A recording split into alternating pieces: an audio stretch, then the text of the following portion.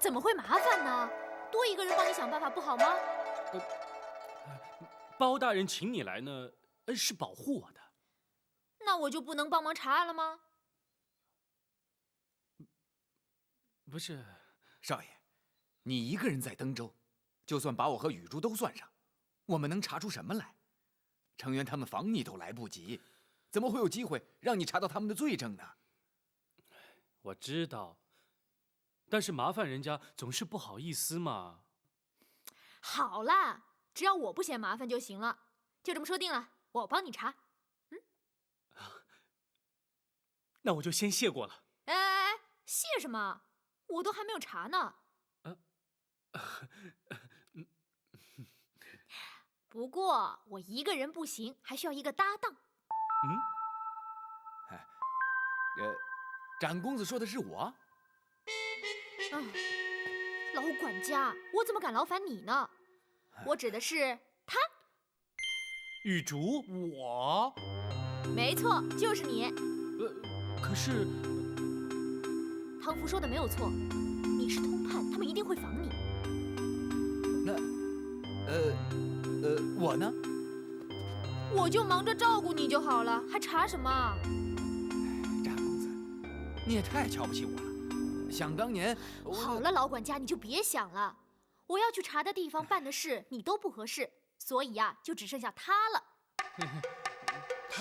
他去，真的能帮上忙吗？可以啊，只要你愿意。我没有异议。那好，雨竹，我们走吧。哦。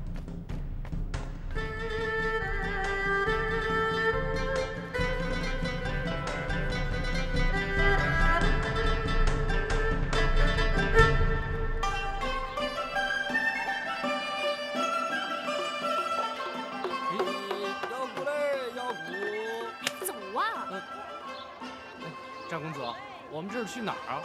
帮你们家少爷查登州的弊案呢。我们在街上走来走去就能查出来？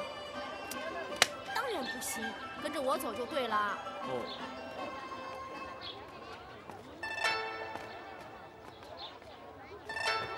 哎，战公子，你怎么不走了？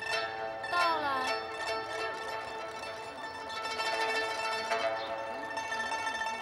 这里是赌坊，我们来赌坊干什么？这你就不懂了，想要查出问题，就得从这种地方开始查起。滚！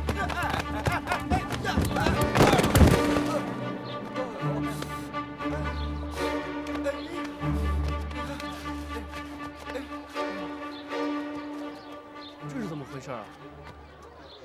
这就叫做赌徒，被轰出来算是好的。如果一直执迷不悟的话，下场就惨了。长公子，我们也要进去赌啊？当然，这就叫做借赌查案。不赌行吗？不赌？难道你也想被轰出来啊？可是我从来没赌过啊。放心，有我在。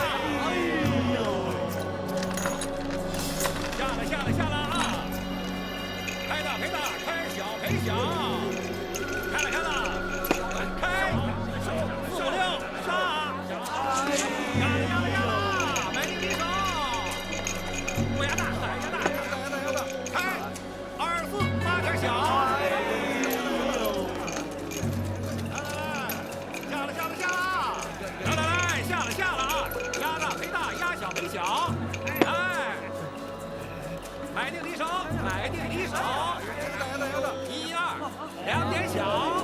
来，加大赔大，压小赔小。买定离手，大点小。来，压了，压大赢大，压小赔小。来，压大赢大，压小赔小。来。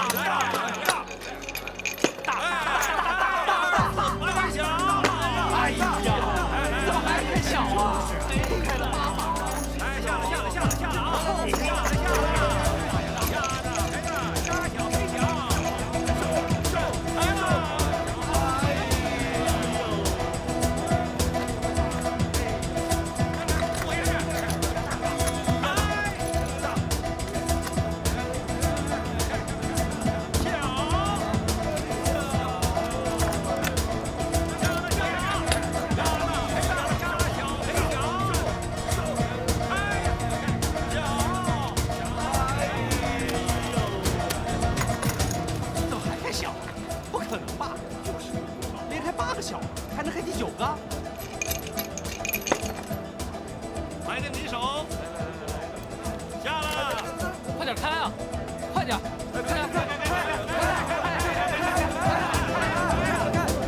哎呦！喝点小，赔钱！赔啊！还愣着干什么？快点！是啊。小兄弟，在下来陪你玩一把，咋样？谁来都行。好。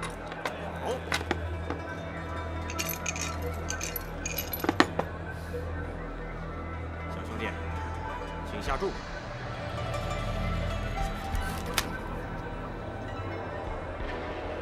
慢着。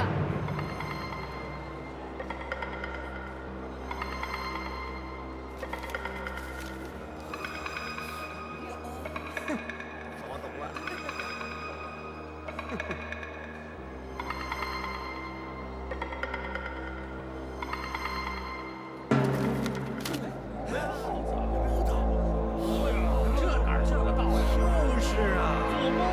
哎，小心别动到了骰子。还是让我来吧。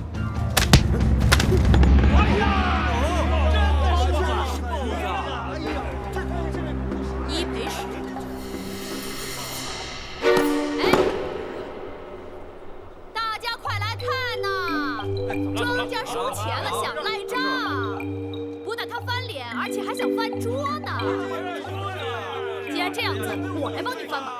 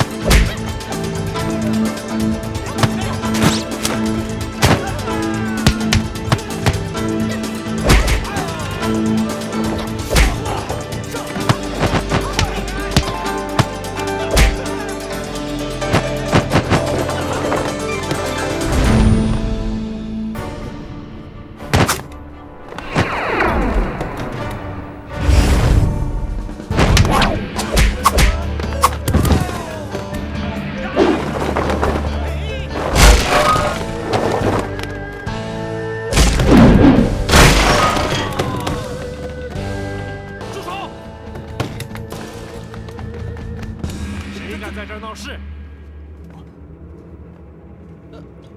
原来是你啊！误会。段老板，他是通判大人的至交好友，误会一场啊！误会，公子。我们见过吗？啊，我是登州捕头朱刚，前天晚上在通判大人的宴请会上见过面。哦，原来是衙门里的。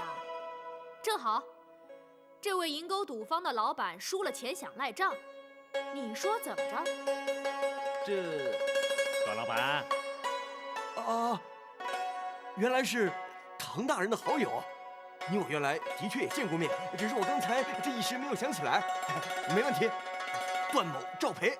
伙计，在，拿钱。是。段段老板现在倒是挺大方的，刚才怎么不这样啊？刚才不知道是自己人吗？公子，怎么称呼啊？展云，哦，原来是展公子。展公子在这儿尽管玩，段某保证不会再发生这种事了。哎，多谢段老板了。今天我玩累了，下回再来吧。这3张，拿去给他们治伤吧。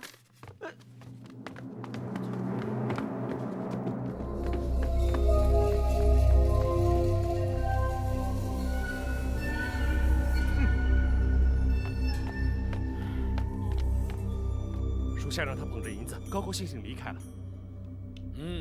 你做得很好。那个展云要不是唐真的至交好友，也不会跟着他到登州来。属下就是考虑到这一点，所以才请段武配合的。唐真一副道貌岸然的样子，本官正不知从何下手。这个展云倒是条门路，先拉拢他，再去找唐真的弱点。我就不信会有人不爱钱。是。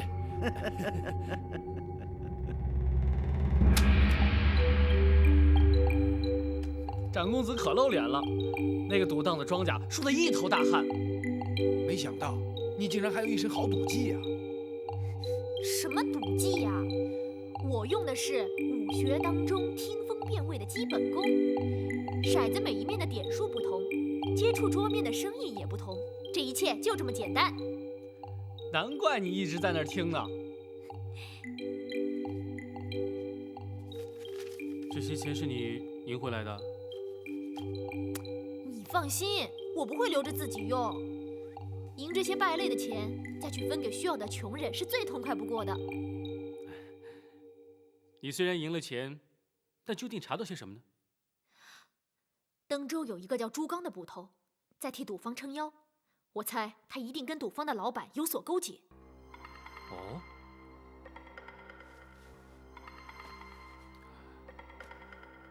我朝虽未明令禁赌，却严禁官府与赌方挂钩，怕的就是公器私用。我不会看错的，他们肯定狼狈为奸。这就又证实了徐谦的说法，登州的官员大有问题，官商勾结的情况也颇为严重。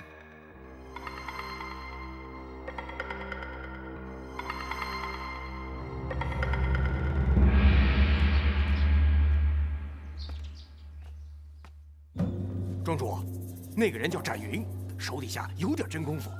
要不是那天朱刚拦着我，我是绝对不会让他轻轻松松的抱走银票的。不过留着他，日后可能会是个麻烦。严冬，在江湖上，可曾听见有展云这么个人？没有。这个人到底是干什么的？唐真身边怎么会有这么个人呢？是的，凭他的身手，不应该是名不见经传的。那是因为你的手下太差。你好了，哼，都是自己人，吵什么吵？严冬，你去查一查这个人的底细，说不定将来还得由你去对付他。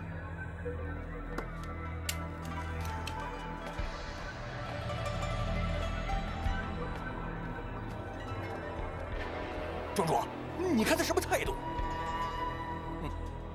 你看他不顺眼，这可是我的重要人手啊！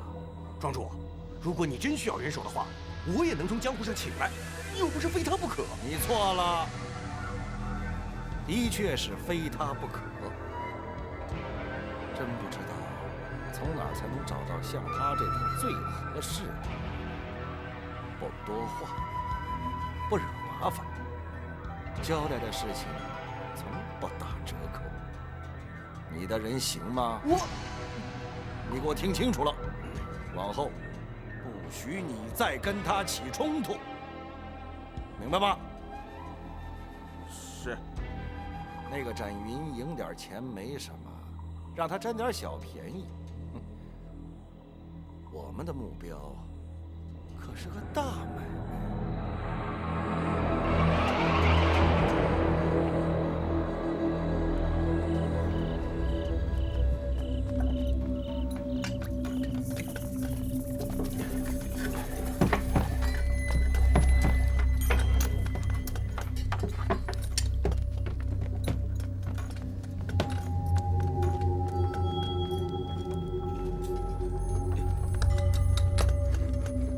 我给的期限可没剩下几天了，能如期交货吗？刁掌柜放心，现在已经完成了8、9成了，最多再有3、5天就可以交货了。好，这批货完成之后，少不了你的好处。多谢刁掌柜。不过我话可说清楚，这是你和我之间的合作，和成员没有关系，否则他就得分你的那一份儿。是，我明白了。好，我走了，你盯着他们干活吧。是，请。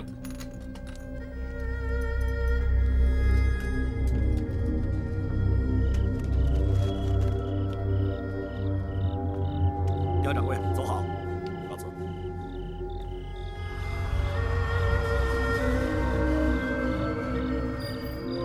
副指挥，铜不够了。铜不够了，那去库房提就是了。这点事也来找我？不是说用上一批淘汰的熔调再用吗？谁说的？啊，放着现成的铜钱不用，熔掉多浪费啊！切！哎，叫你去库房里拿，哪来那么多废话？是。到手的好处，不要白不要。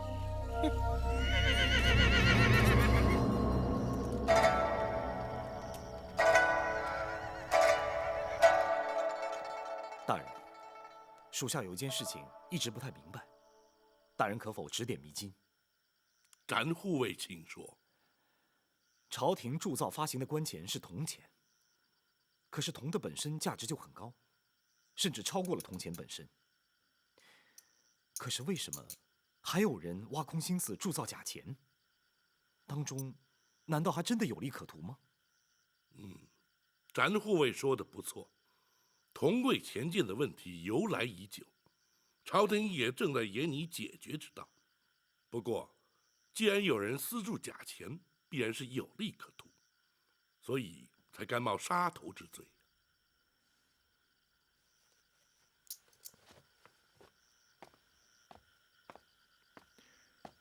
大人，民间常有人把铜钱融化之后取其原铜，再经过加工制成铜器，其价值反而超过了铜钱本身的价值。连朝廷的钱监里都发生过融化旧钱、铸造新钱的情形。大人，学生方才在研究这个假钱的成色。如果有人把真钱熔掉，取出原铜，在铸造假钱的时候减少铜的分量，这其中的差异便是利润之所在。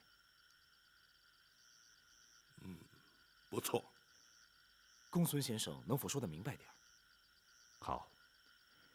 钱监在铸造官银之时，铜占6分，锡铅合占3分。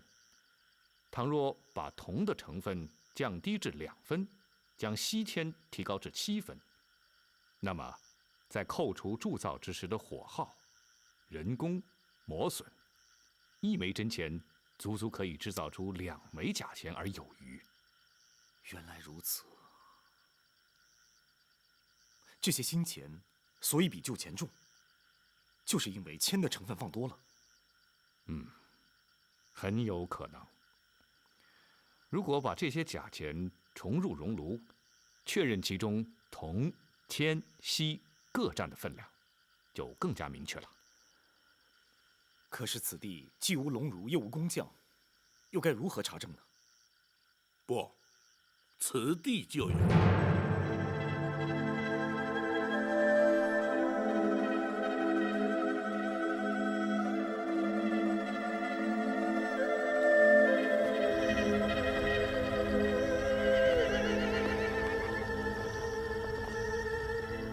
军中的兵甲辎重，甚至于马蹄铁，都必须要自行熔铸锻炼。胡方这座军营之中，必定也有所需的物资。明日要他派人前来协助，便可查证明白。那查清楚之后，对案情有何帮助？查清成分之后，一则可以估算其利润，而推测其流量；再则可以从铜、铅、锡这些材料来源追溯出可能铸造的地点。总之，此案若要追查，就必须多方查证，齐头并进。就依公孙先生之法，先查明铜钱的成分吧。是，学生明日立刻去进行。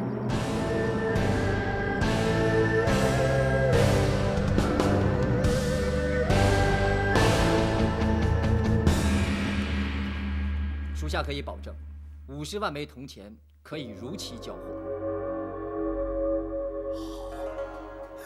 好极了！一旦这50万枚铜钱铸造完成，立刻把它分发到全国108处钱庄。让各个钱庄先用5000枚试用，如若没人察觉，就照此方法让各个钱庄自己铸造、流通。是，属下确信，这批铜钱谁也不会发现是假造。好，朝廷每年要铸造200-300万贯的铜钱，可是经过四海钱庄流通的，要占他朝廷的1/10。这么取之不尽、用之不竭的财富，试问天下何人能敌？庄主真是雄才大略，只是……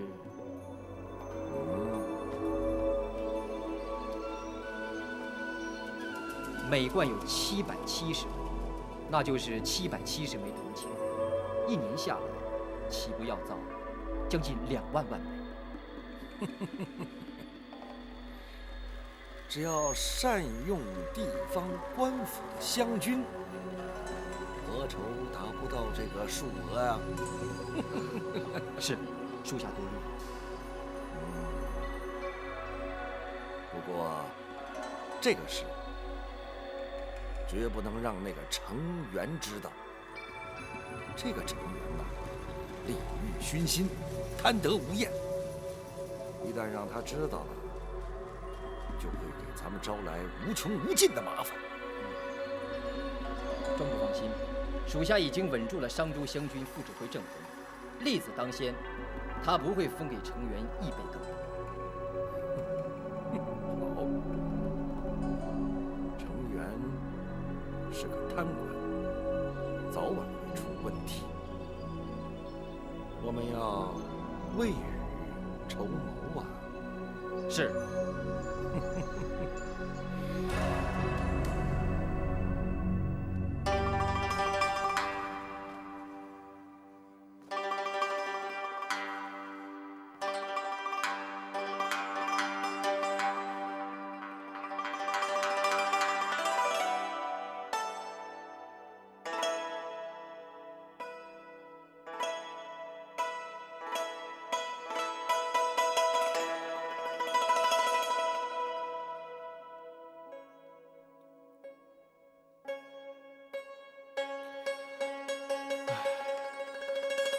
少爷，您就别再愁了。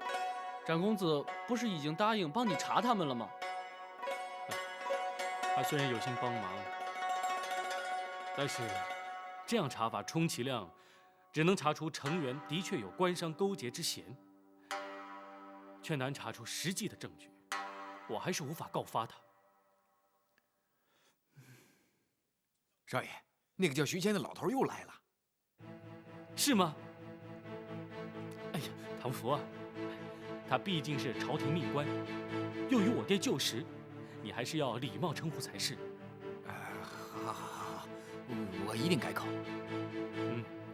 快请他到厅中说话。是。哦，请展公子一同前往大厅。是。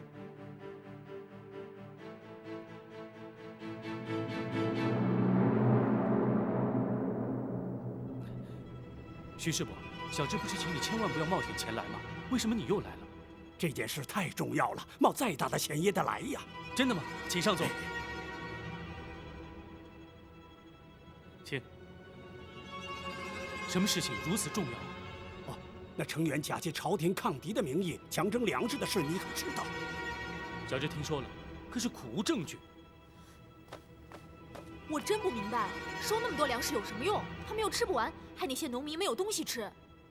他把强收来的粮食囤积起来，然后利用收成不好、普遍缺粮的时候，用粮商高价售出图利。他在登州已行之多年了。什么？这种黑心钱也敢赚？与民争利本就不该，囤积居奇更是奸商所为。这成员的确胆大妄为，无法无天。这些事情登州百姓人人皆知，却查不到他的证据。今天总算老天有眼呐，让老朽查到了他囤积粮食藏匿的地方了。太好了，有那些粮食做证据，看他如何抵赖。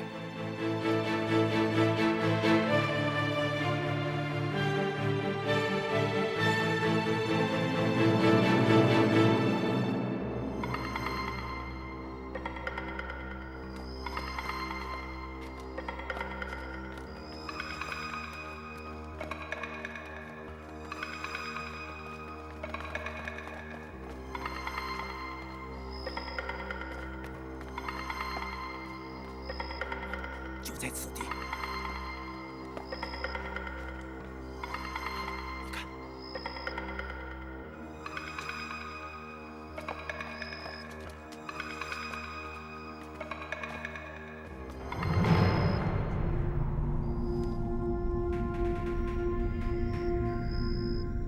这是座民宅，成员为什么会把粮食囤积在这里呢？哎呀，错不了。如果不确认，我也不会来通知你们了。老先生既然这么确定，那我们就进去吧。哎，如果是成员真的把粮食藏在这里的话，我们进去查看是理所当然。要是没有，我们岂不是擅闯民居啊？哎呀，你要是顾虑那么多，就什么都别管，随成员爱怎么整就怎么整吧。快，跟上！好吧，我们进去。什么人夜闯民宅？猪骨头，原来是唐大人。我快来报说此处有灯火人生，没想到竟然是唐大人。大人深夜至此，所为何事啊？猪骨头，本官听说此处暗藏玄机，故而特地前来查看。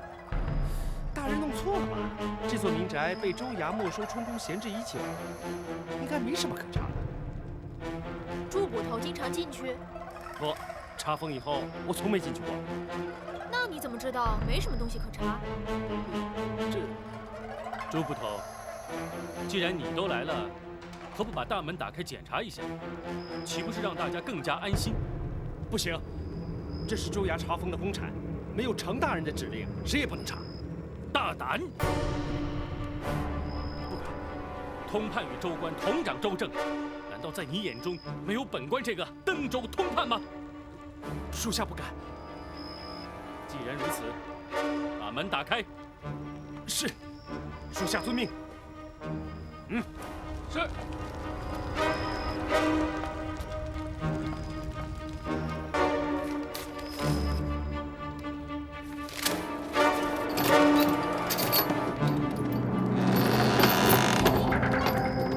哎，我去就好了。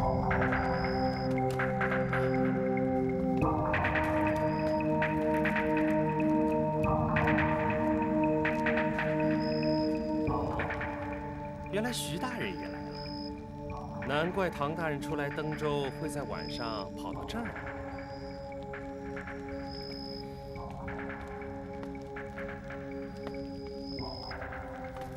展公子，查出什么来了？唉，一座空屋能查出什么呢？好了，我们算是白跑一趟了。朱大捕头说的一点都没有错。唐大人还有什么事情要交代的？属下立刻遵办。还有，好了，我们不要耽误朱大捕头的时间了，走吧。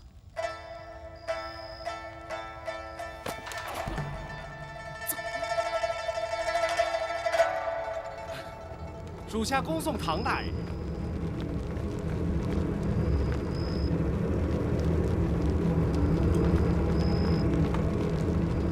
把门封起来。是。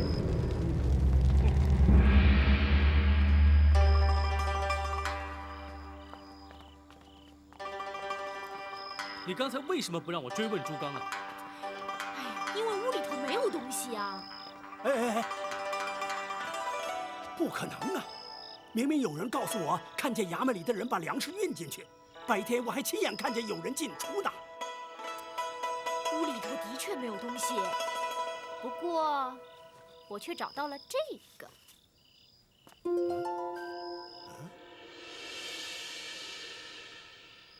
这是哪儿来的？地上捡的。嘿，我就说没错吧？哎，可是刚才你为什么不提呀？对啊，当面问他，看他还有什么话说。哎，那有什么用？他们可以找出100个理由推脱，在没有找到赃物之前，还不如不动。没错，不动声色是最好的。不过程元应该有所察觉。徐老伯，你暂且不要再有动作了。我还是想不透啊。屋里藏的粮食怎么会在一夜之间全都不见了呢？老人家，你放心，我们迟早会抓到证据的。一有任何消息，马上告诉徐老伯。你一定得查出来呀，否则老朽死都不会甘心呐。老伯放心，事职一定全力以赴。那老朽就拜托了。我们走吧。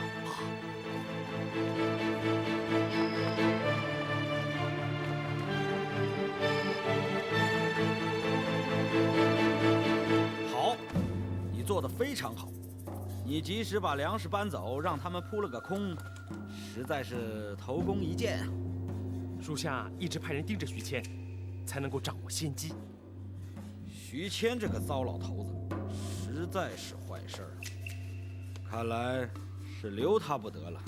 要不要属下派人把他给处理掉？哎，不，这种事情还是让他们去做，即使出了问题，也查不到我们头上。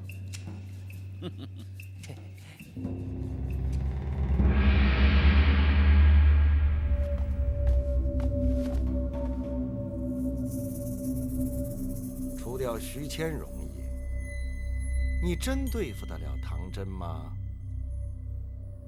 下官有把握把他拉拢过来。好，你有把握就好。徐谦交给我们办，你去吧。是，下官告退。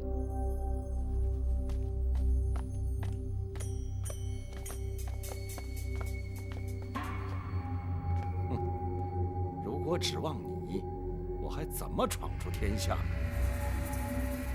段武在，徐谦就交给你办了。是。庄主，那唐真呢？如果他真的敢跟我作对，恐怕这登州又要换同判了。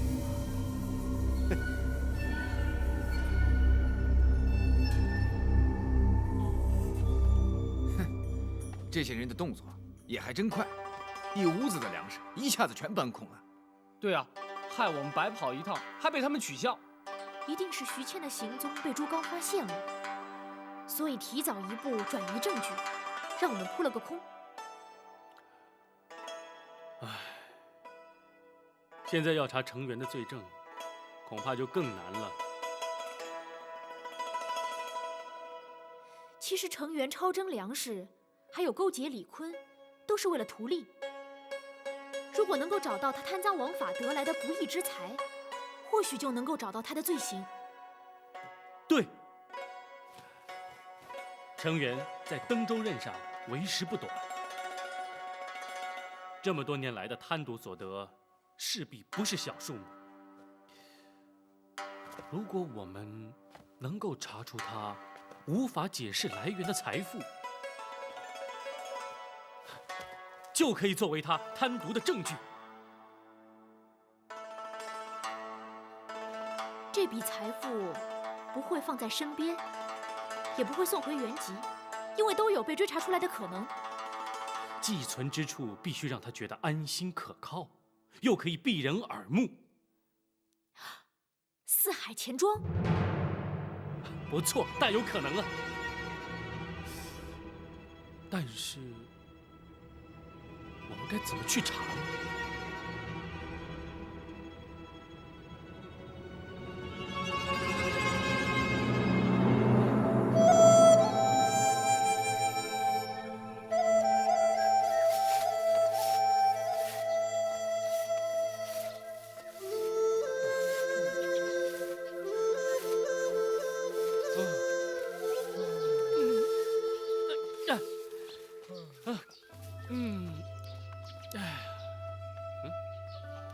雨卓，啊，少爷，你昨天睡得不好吗？少爷，你说自从到登州以后，我哪一天睡得好过？那是为了什么？我也不知道，总之每天都有一大堆想不通的事儿，就连睡觉的时候都在想，又怎么能睡得着呢？想不通就不要想，可是不想不行啊，每天都要面对，真烦人。那些事情你都不要烦，都是我的事情啊。少爷，我是在替你烦啊。以前我们在京城的时候多好啊，一点烦心的事儿都没有。少爷，不如我们回去吧。你在胡说了。登州通判是皇上钦派的，怎么能说走就走？再说了，事情还没查出个水落石出，就算朝廷请我回去，我也不会回去。以后别再胡说了啊！我只是说说而已嘛。雨竹，是少爷，我以后不说了就是了。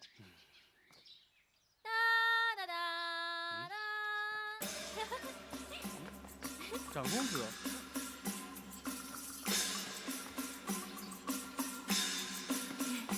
你们两个一早在这儿干什么啊？长公子，少爷刚才在教训我呢。哦，那一定是你又惹什么麻烦了。没有啊，我只不过打了几个哈欠而已。什么？倪真，这就是你不对了。我想跟你说说四海钱庄的事。嘘，我们上厅里说吧。什么话不能在这儿说啊？闭上你的嘴。走了。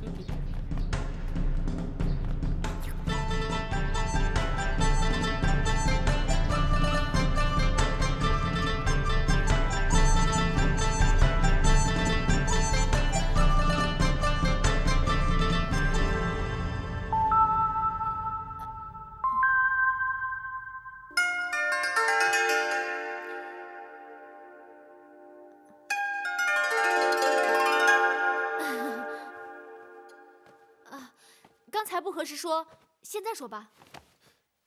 刚才为什么不合适？我说通判大人，你真的把这里当作是你的通判府，想说什么就说什么？我不明白你的意思。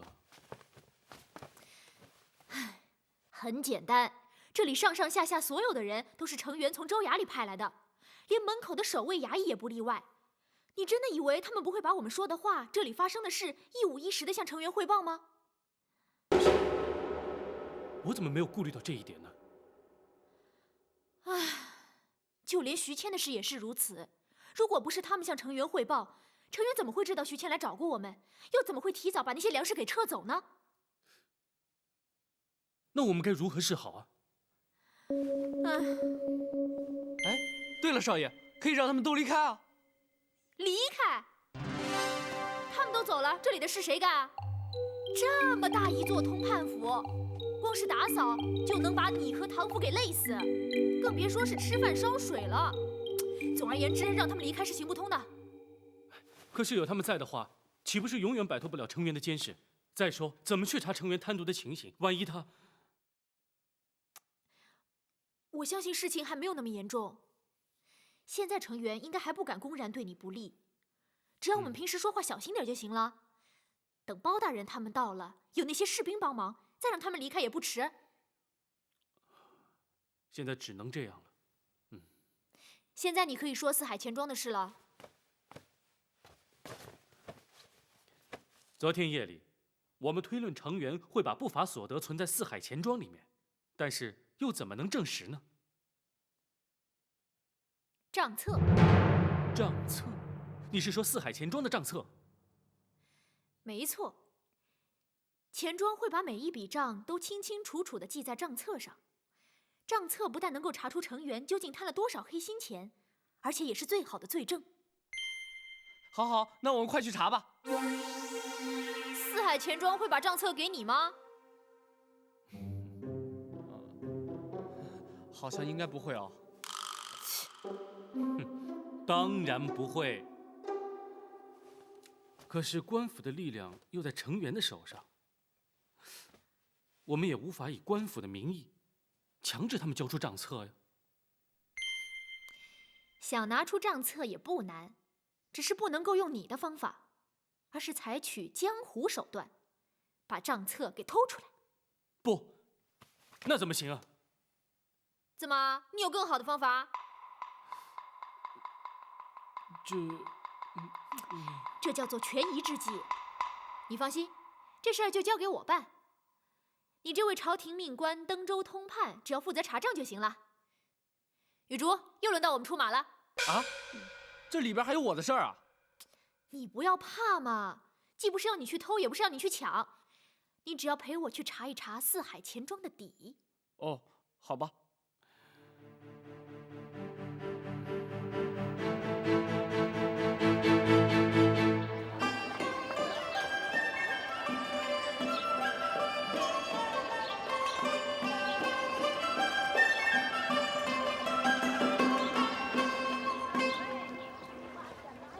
我们进去？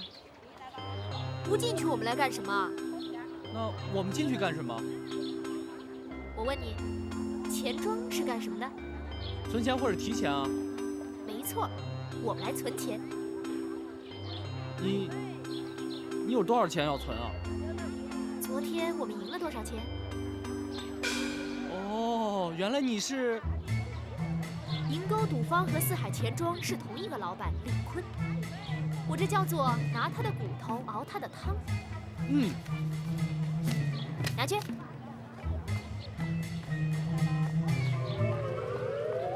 下一个。哎，我。该我了。好，你的，好，下一个。我。好，你点好了，下一个。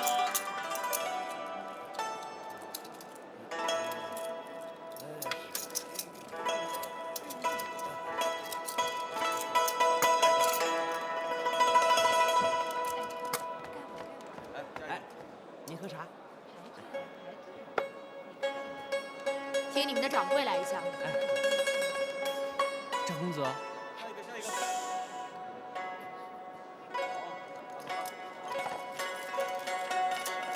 先生，有人找你。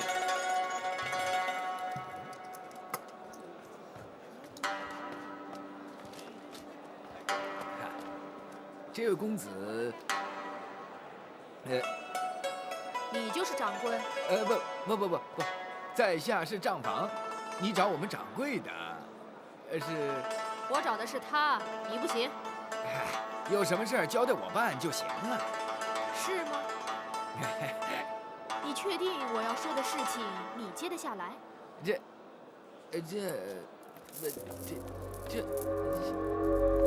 还是去请你们掌柜的来吧。这公子要找我？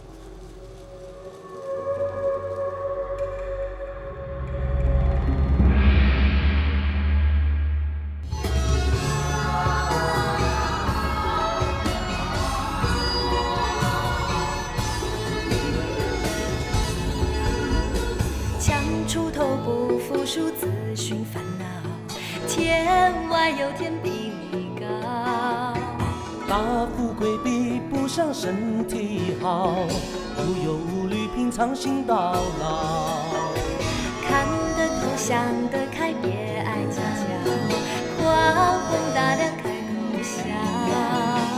我朋友要比多仇人好，让人一步世界大多了。真心好，久了总会被看到，不需要急着让别人知道。重承诺，友谊才是宝，强国人情冷暖最明了。现在将谁傻瓜胭脂过早，人会好心有好报。人生有什么才不算少？自己快乐满意就好，自己快乐满意就好，自己快乐满意就好。